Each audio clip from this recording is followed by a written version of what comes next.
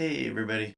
All right. So, welcome to episode 9 of Startups in Code.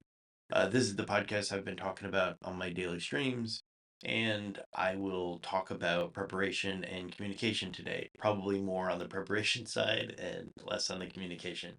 I'm going to do a follow-up on communication next week. So, preparation for anything is really, really critical. And I didn't realize how important preparation is when you're doing something like a live stream for everything in regards to lights, mics, and volume and overlays and just so many different things. And by doing all that prep work, it makes the live stream go so much easier. It can make the podcast go so much easier. Just it's a win-win-win. So one of the things I've learned, and I'm going to talk about preparation using OBS because that is my latest and greatest hobby, entertainment, learning experience, let's say. Let's go with that. So in OBS, there's a lot you can do. And you can see all of my scenes here. And I have actually prepped this so you can actually see my camera. You can actually see this down here, and you're still getting my audio. And to do all of that, I had to prep a lot. Wasn't really expecting to go through everything I went through, but it was definitely a lot to go through. In OBS, you can actually hide it and you can see this, which is my code. And this is actually going to be where I'm going to write some of the documentation for today's episode. You can go to my GitHub. I will actually add a little link in the description for that. And you can see all of the past markdowns that I have. I do documentation for every episode, so you can actually go and find out the notes and things like that. Preparation. But let's go back to OBS. On here, I had to create all of these different videos, right? I had to create auxiliary scenes. So I had to create scenes that I could actually stack into other scenes. And by doing that, it makes me have to change it in one location. By changing it in one location, then anything that includes that scene will have everything that I've configured in that scene. Things like overlays, things like audio sources, right? So in my main window, which is this one, right? Yay. I have some audio features such as this mic. And I also have some scripts that are been configured like that. And we can do zooms, we can do transitions. So if I want to transition into here, it pops me up at the top right. I can do this one, it puts me down at the bottom. And then I have one that's nothing but code, right? I set up all of these scenes individually. So I created these scenes to include other scenes that had things like the audio and the mic and the overlays and things like that. It's been a lot of fun. I've been building overlays in Canva. Once I can build those overlays, I have the transparent background. Then I can actually just literally load an image. So if I go back into OBS and I wanted to show you right here, ta-da, I can hide or show that logo simply by clicking on this image, right?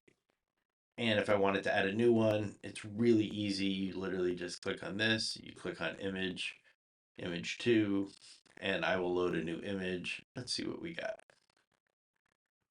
Browse. Wow. Let's see. Downloads.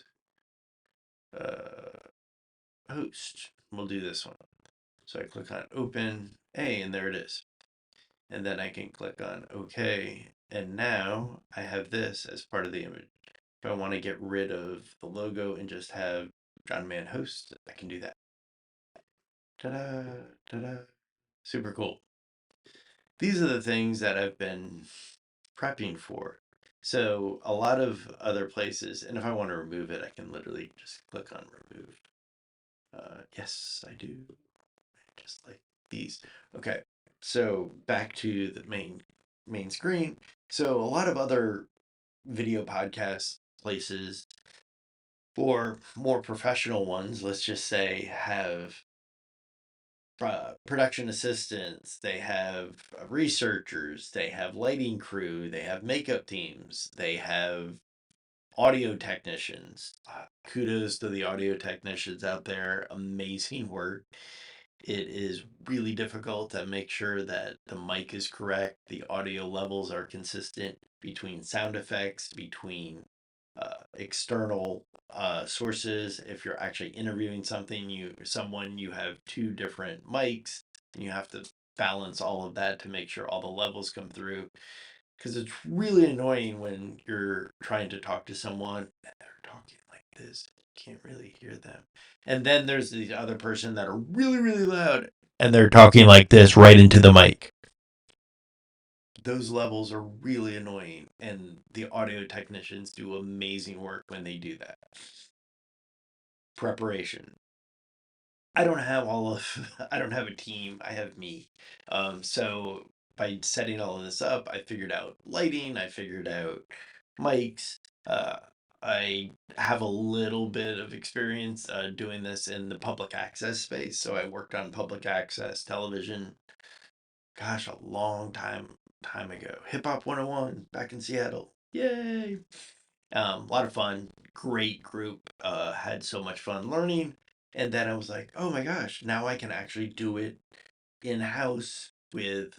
I have my own switch box, I have my own transitions, and I have been following YouTube for a while, obviously, and I learned things from YouTube, and I was like, wow, that's really cool. And I love to teach, and that's my background. And then the preparation that I would do for a classroom is the same kind of preparation that I need to do for either a podcast or even a live stream. Live streams are people are a little bit more forgiving because they actually are live. There's no post production work. It's what you see is what you get. I've been doing a live stream now for a week, and it is frustrating. Is the truth. Mainly because there are technical challenges that you are going to have to recover from very, very quickly. And that's why doing the prep work, understanding exactly what you want to do. I understand that some things are overly scripted, and when you overly script things, the authenticity doesn't come through. Even though you might have been the one who wrote that entire script, you still want that realism of the delivery, right?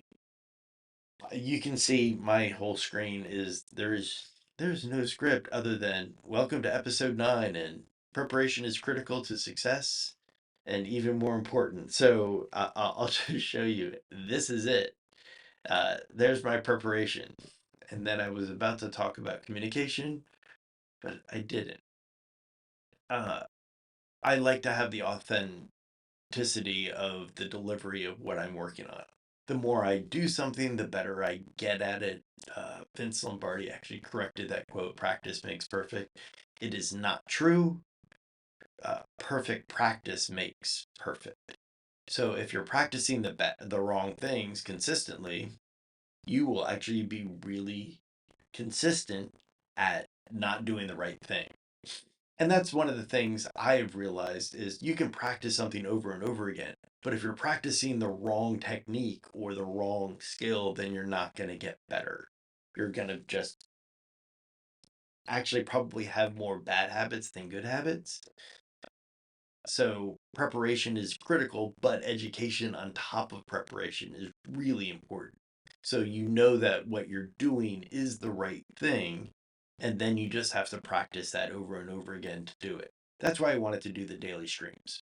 Uh, Wanted to do the daily streams so I can get better at doing things like this, like the podcast. So when I actually switch cameras, I can actually do that.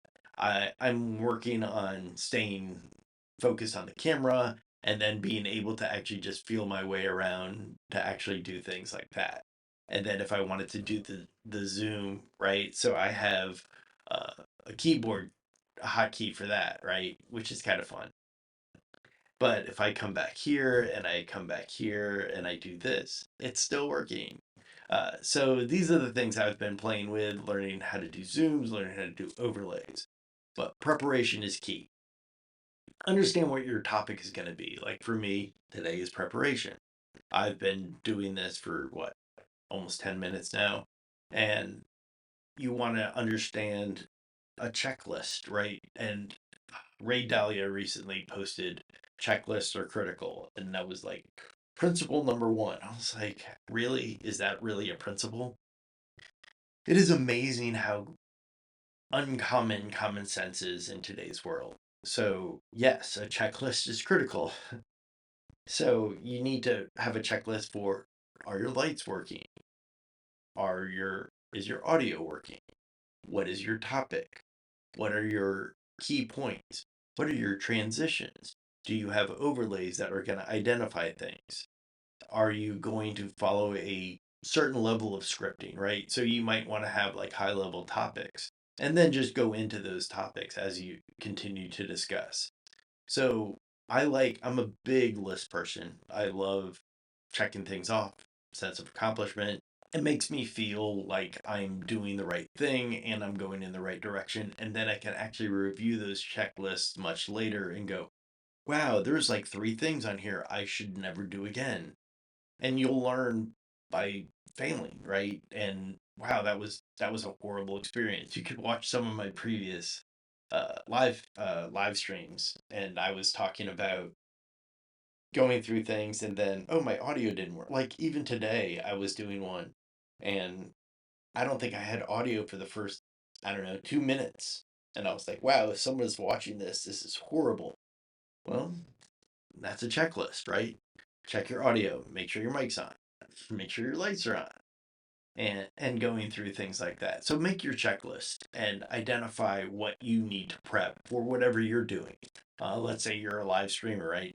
Make sure you have your game set up, right? Make sure you have whoever you're going to play against ready. Athletes prep for games, right? Streamers prep for live streams. Teachers prep for classes. And we all understand that, wow, if I really prepare for this, then it will make that experience so much easier and a lot more successful. That's about it that I wanted to talk about today. I'll get into the communication stuff. So, the different types of communication. I've talked about this briefly before, but one of the things I want to get further into is how do you deal with the introvert on your team who is really, really good, but doesn't have the visibility that you want.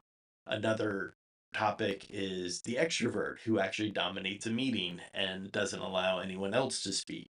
They might have amazing ideas, but what about the other people that have amazing ideas that you never hear from?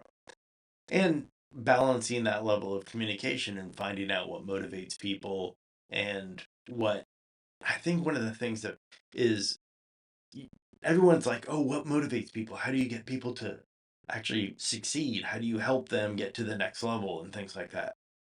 Well, one of the things that people aren't thinking about is what really pisses someone off. Look at that at times to realize how you're going to motivate something or someone is by not doing things. Because if you understand what irritates them and you remove the irritations and then you just back off and let them do their job, you'd be amazed on how successful they can be.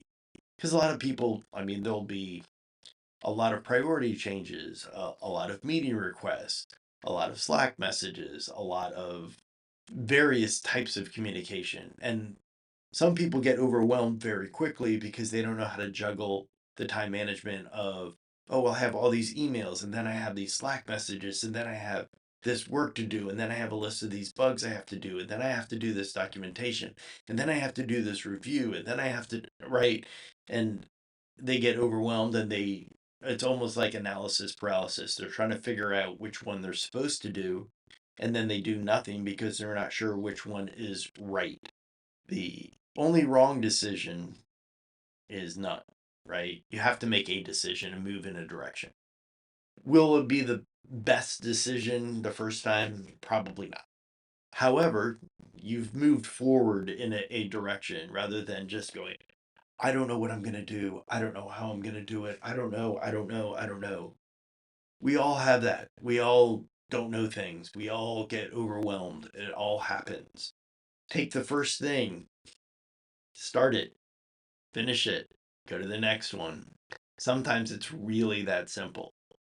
Give yourself those easy wins to get started and help your coworkers the same way, right? Hey, how can I help you accomplish your checklist? Because your priorities and their priorities might be aligned in a lot of the cases. If they're not, see if you can help anyway, because it might take your mind off of the problem you're trying to solve, help them move forward. And by the time you get back to your problem, your brain would have actually processed a lot more and you might have more time to figure out what you're going to do next. And people don't realize that walking away from a problem might be the best thing to do to solve it. And that blows people's mind. They're like, "Where are you going? We have to fix this." And I was like, "Give me 10 minutes. I'm going to go grab a coffee. I'm going to go do something that isn't code at this point, just so my mind can actually process it in the background. So by the time I get back to it, I might have a new solution, or I might have a new approach to it, or I might have a new question to ask that will allow me to dive deeper." And that's how I work, right? So I will actually walk away from a problem to actually solve it. And then I will actually solve it faster and more often better. One of the things I have learned over years is when I come into an organization, I want to actually look like I'm doing amazing and everything's going well. And I try to overachieve, right? That's just the nature of who I am. I knock things out as fast as I can, but I have realized that by doing that, sometimes it would set a precedent that is not sustainable. Problem one.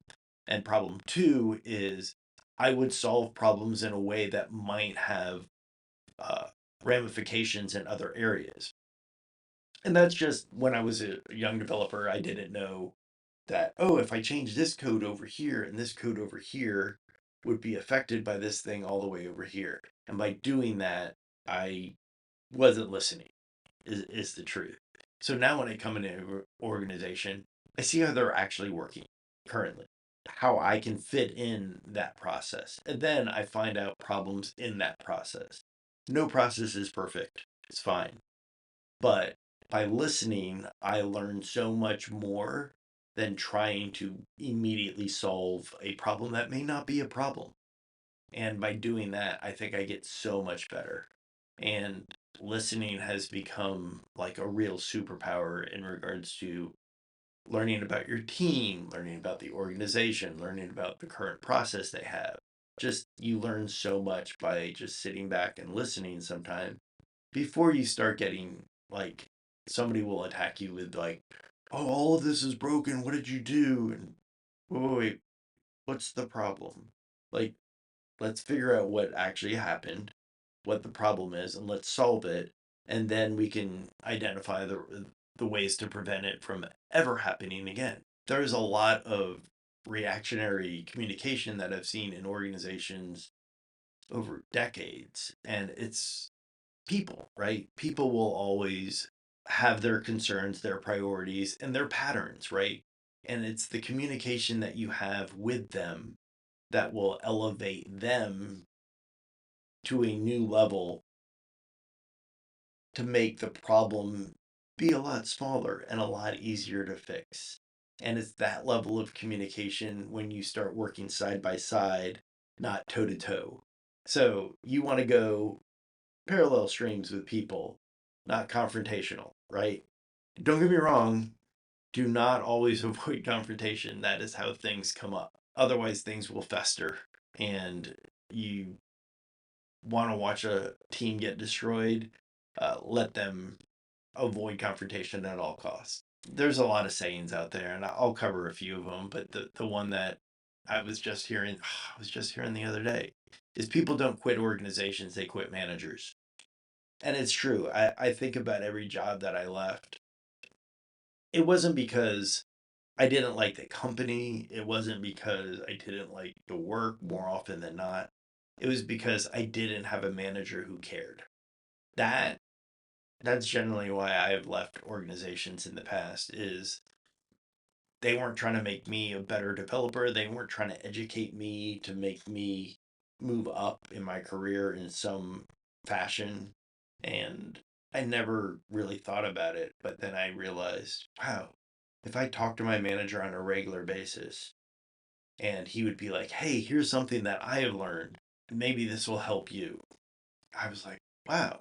And I'll stand by this. So shout out, his name is Trevor Carnahan. He's an amazing human being.